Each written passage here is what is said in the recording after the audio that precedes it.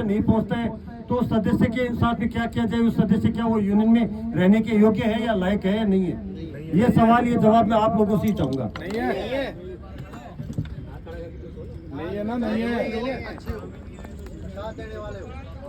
क्योंकि आज के जो ये आयोजन है ये पिछले 1.5 महीने से अपने हर एक ड्राइवर भाई के कानों में डाल रखा है।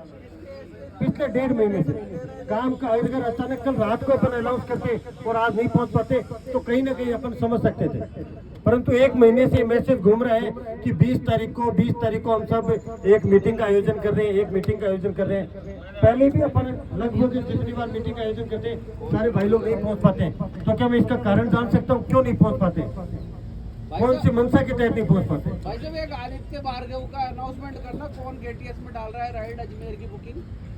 आदित्य भार्गव वो बेटा इस चेहरे को तो मैं भूल ही नहीं सकता।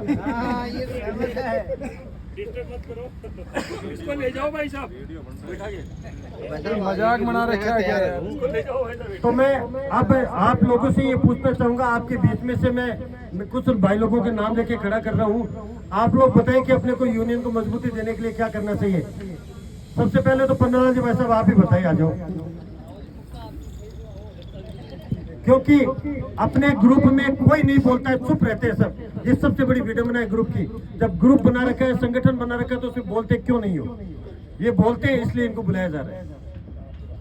बोलते बहुत तीखा है। राम राम सभी भाई लोगों। सत्य बोलते हैं। मेरा सबसे बोलने का सबसे बड़ा कारण ये है कि मैं सिर्फ ओला में चलाता हूँ। ओला में आपको पता आती है बुकिंग, तो बैठे बैठे क्या करें, सारी नजर रहती है या तो फेसबुक पे या व्हाट्सएप पे। व्हाट्सएप पे देखते हैं किसी भाई का मैसेज आया है, दिमाग में तुरंत क्लिक होता है कि यार हमें इसको इस तरह से जवाब देना चाहिए, तो इसलिए मैं तुरंत जवाब देता हूँ। बस यही। अब कई लोगों को लगता है कि यार ये बार बार क्यों बोल रहा है, ठीक है ना, लेकिन जितना मुझे समझ में आता है जो मुझे बोलना चाहिए। और एक बात मेरे माइंड में स्पष्ट रहती है कि मैं किसी के पक्ष में नहीं बोलता, मैं किसी के विपक्ष में नहीं बोलता। मैं वो जो बोलता हूँ जो एकदम मतलब सबके लिए बराबर हो, चाहे वो यूनियन के लोग हो, चाहे वो केटीएस के लोग हो, चाहे वो आम ड्राइवर हो।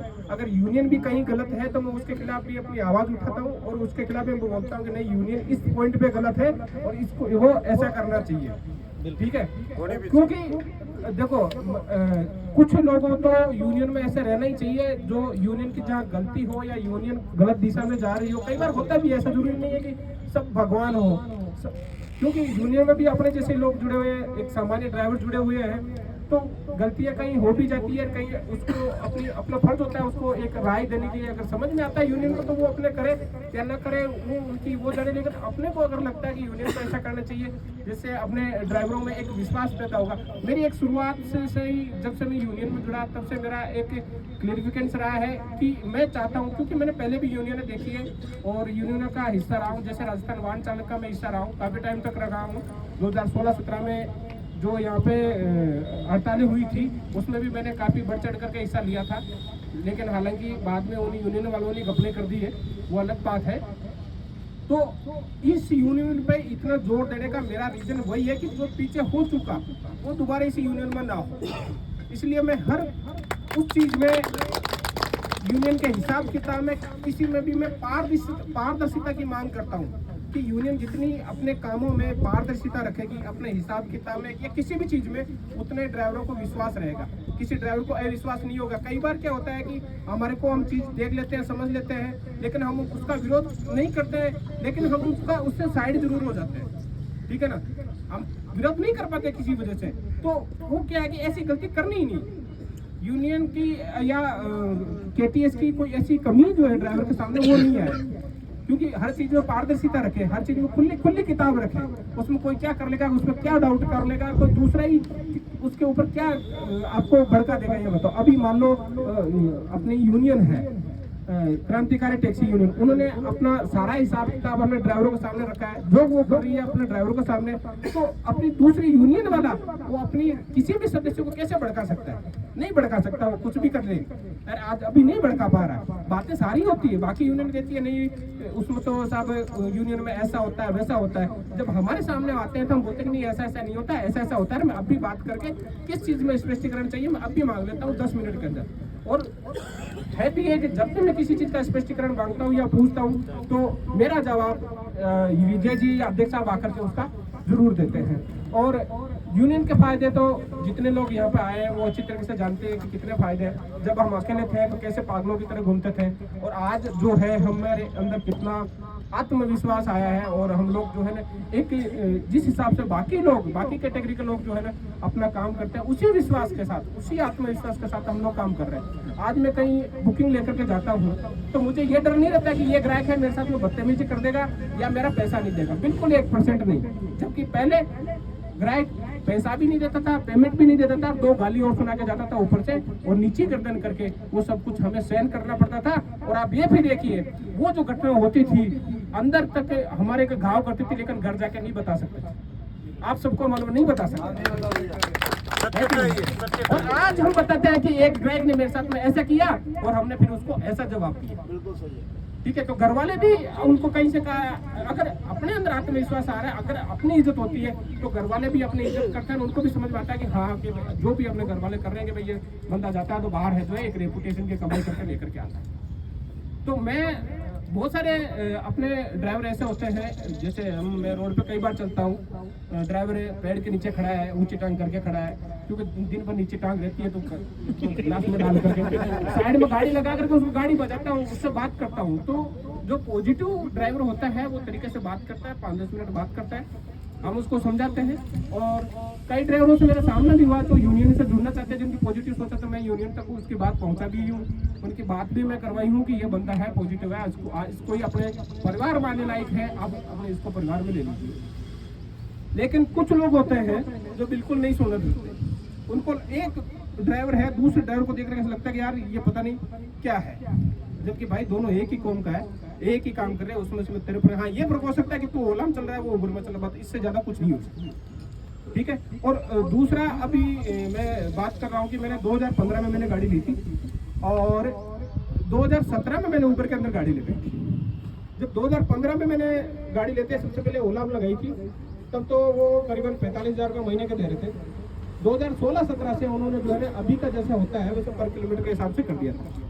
उस समय ओला उबर करीब 20 रुपए पर किलोमीटर पे किराया दे रही थी। ये 2016-17 की बात करता हूँ, 30 रुपए पर किलोमीटर दे रही। उसके बाद उनकी उल्टी गिनती शुरू हुई, जो आज ओला तो 14-15 रुपए देती है और उबर जो है 10 से 11 रुपए देती है। एक पहला एक धंधा ऐसा अपने है जिसमें रहते साल दर साल घटती गई है। बाकी किसी भी एक कोई भी धंधा या कोई भी ऐसी लाइन नहीं है जिसमें रेटें घटती गई है। एकमात्र ये धंधा है कि जिसमें रेटें घटती हुई है। जो आज स्थिति है कि उस समय मैं करीबन 8-10 घंटे गाड़ी चलाता था, उस समय मैं 2,500-3,000 रुपया का काम घर पे करके जाता था और बहुत सारे मैंने काम भी कर लिए। लेकिन इन 3-4 सालों के अंदर घर का खर्चा के अलावा कुछ नहीं होता है। चाहे आप 1500 रुपया का काम करो, 1000 रुपए की मेरी लक्ष्मी है ना वो डीजल पी जाती है। 500 रुपए के अंदर आप दुकान के ऊपर जाओ, 200 रुपए की आपको शाम को सब्जी करके बुला लेंगे और बाकी जो है आपको 100-200 का कोई बच्चा ले गया या वो 500 रुपये बराबर महीने के अंदर पूरा खर्चा उधर से कमाया, उधर खर्चा हो गया। उसके बाद आपकी गाड़ी की किस्त है या गाड़ी में अगर खर्चा आ गया तो सब लोन उठाना पड़ेगा। और मैंने कई बार गाड़ी के मेंटेनेंस के लिए, हालांकि मेरा उसका किस्त तो नहीं है, लेकिन गाड़ी के मेंटेनेंस के लिए बड़ा खर्चा आ गया। क्लच का खर्चा आ गया, आपका स्टीयरिंग का खर्चा आ गया, एक चीज का खर्चा 25 से 30,000 रुपये आ जाता है। कहाँ से आएंगे 25-30,000 रुपये? लोन उठाओ उस गाड़ी के ऊपर और फिर उसको भाग करके चुकाओ। तो भाई हम ऐसे गिरते हुए धंधे में क्यों जा रहे हैं? जब हम उस समय जब 20 रुपए रही थी, आज हमारी रेट जहाँ 30 रुपए होनी चाहिए वहाँ 10 रुपये आ गई। यार हम चला रहे हैं, हम ये नहीं सोच रहे हैं कि अगर 15 दे रही है तो उसमें मेरा खर्चा कितना आ रहा है, मेरा फ्यूल का खर्चा कितना आ रहा है, उसका जो अपन ऐड करते हैं उसमें कि आपका गवर्नमेंट का जो पेपरों का खर्चा क्या आ रहा है, गाड़ी का मेंटेनेंस का खर्चा क्या आ रहा है, और उसके बाद में मैं बचा करके क्या लेकर के जाता हूँ। एक अपने को रेट फिक्स कर लेनी चाहिए, चाहे ओला हो, उबर हो, इंडिया हो, केटी हो, उससे मेरे को कोई फर्क नहीं पड़ता। ठीक है ना, कि कम से कम आप ये करो कि मैं पर किलोमीटर की इससे कम में मैं नहीं चलूंगा।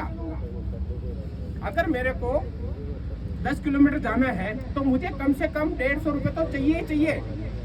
अगर ओला देखी तो मैं ओला में जाऊंगा, उबर देखी तो मैं उबर में जाऊंगा, उससे कम अगर दे रहा है तो मैं नहीं जाऊंगा। केटीएस की रेटें आपको पता है कि शुरुआत में कम की गई थी ग्राहकों के लिए, लेकिन मेरा विरोध रहा कि अगर आप ऐसे कम रेटें ग्राहक से लोगे तो सीधी सी बात है ड्राइवर को भी कम मिलेगा, उससे ड्राइवर का नुकसान होगा। केटीएस का मकसद ये कभी नहीं रहा कि वो ड्राइवरों का नुकसान करे, उसकी वजह से केटीएस ने आज रेटें बढ़ाई और ओला के बराबर अपने को पैसा मिल रहा है। 1 लाख का बंदा था इस चीज का विरोध करने वाला कि हमारे को ये रेटें नहीं चाहिए। बहुत जागरूक है आप लोग और करना चाहिए। जहां अपने को लगता है कि अपना हक मारा जा रहा है, उसका रीजन ये था, मैं सबके सामने कहना चाहता हूँ कि जैसे अपने ग्राहक बने ही नहीं है, उससे पहले हम लोग रैट के लिए सोचने लग गए।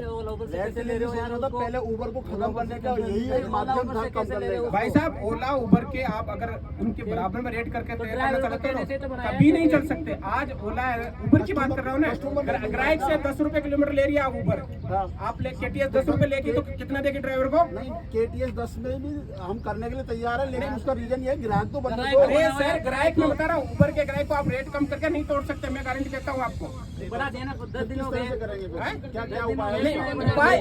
उपाय यही है कि आप ओला उबर को छोड़ो, केटीएस में चलो, यही उपाय है, इसके अलावा कोई उपाय नहीं। संगठन के लोग छोड़ देते हैं, लेकिन बाकी लोगों के लिए जब ये महा मीटिंग हो रही है उसमें नुकसान फायदे गिनाए जाएंगे। मैंने ऊपर में चलने के क्या नुकसान है ड्राइवरों से बात की, केटीएस में चलने के क्या फायदे, ठीक है ना। ऊपर को जब तक नहीं छोड़ेंगे, ओला को जब तक नहीं छोड़ेंगे, मेरी शुरुआत से इनकर ये अध्यक्ष साहब में बोला कि आपकी केटीएस नहीं चलेगी।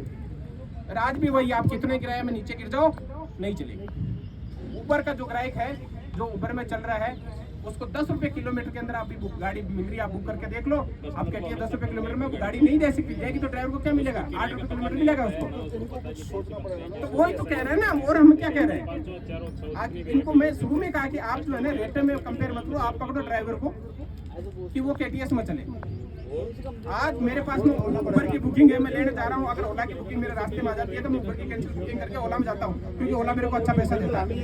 15 दिन हो गया, 16 दिन से ओला और इसमें अच्छे पैसे। और दूसरी बात मैं बताता हूँ आपको, मेरी बात सुनो, दूसरी बात जब रेटें अपनी रेटें कम थी ना, तब वो विजय जी का है, आप देखिए कि उस समय जो अपने जो पासिंग जो परसेंटेज थे केटीएस में कैब के, वो कितने परसेंट थे और अभी कितने परसेंट है, फर्क पता चल जाएगा। कोई भी ड्राइवर, एक भी ड्राइवर ऐसा नहीं जो अब परसेंट टाइम के रेट पर केटीएस के राइड को पास कर दे। ओला के लेने जा रहा है या उबर के लेने जा रहा है, वो कैंसिल करके केटीएस में जाएगा, क्योंकि अच्छी उसको रेट दे रही है। कस्टमर को इस बेस पे कस्टमर को कभी केटीएस में नहीं ला सकते कि अगर ओला 10 में दे रहा है तो हम 8 में आपको गाड़ी दे रहे हैं। 8 में गाड़ी देगा, ड्राइवर खराब बर्बाद हो जाएगा। जो आदमी ओला पर बुक कर रहा है ना, थोड़ा आप समझाओ कि केटीएस डाउनलोड करें। हाँ, केटीएस डाउनलोड करें, लेकिन एक चीज का ध्यान रखें। साहब आज ही मैंने 4 जनों को करवाया है ये, एक चीज का और ये देखो मेरी बात होती है, देखो कई मुद्दों पे बात होती है, मेरी भी ग्राहकों से बात होती है और शांति वार्ता कहीं से होती है। तो सबसे जो नेगेटिव पॉइंट मेरे सामने आया था, जिसमें मैंने सबसे पहले जिस ग्राहक से बात की थी ना, उसने इसी बात पे किया था कि यार ये तो ड्राइवरों की ऐप है, तुम कह रहे हो तो कल को जो है ड्राइवर दादागिरी करेंगे। उसके बाद में मैंने बिल्कुल ड्राइवरों का नाम लेना बंद कर दिया कि ये ड्राइवरों की ऐप है। तो ड्राइवरों का नाम इसमें नहीं लेने, ड्राइवरों की ऐप है। ये बोलो कि जयपुर की लोकल ऐप है, जयपुर का यहाँ ऑफिस है। आपको अगर किसी तरह की दिक्कत है, राइड के दौरान अगर कोई दिक्कत हुई है तो आप उसी टाइम उनके अधिकारियों से आप बात भी कर सकते हो। और लेडीज, जैसे लेडीज का मामला है, लड़की है, उनमें अगर किसी तरह का मैटर होता है तो आप ऑफलाइन उसी पॉइंट पे उनको बुला भी सकते हो। ये आपको सुविधा जयपुर की कोई भी दूसरी ऐप आपको नहीं दी। ये बढ़िया बात ये आपका सामान खो गया, आपको ड्राइवर के पीछे पकड़ने की जरूरत नहीं है। आप अपने जो केटीएस में नंबर दिए गए हेल्पलाइन में उन पे कॉल करो और दूसरे दिन जाकर के अपना सामान वहां से। ये बताओ, आप ओला उबर किराया बढ़ाई है क्या अभी तक?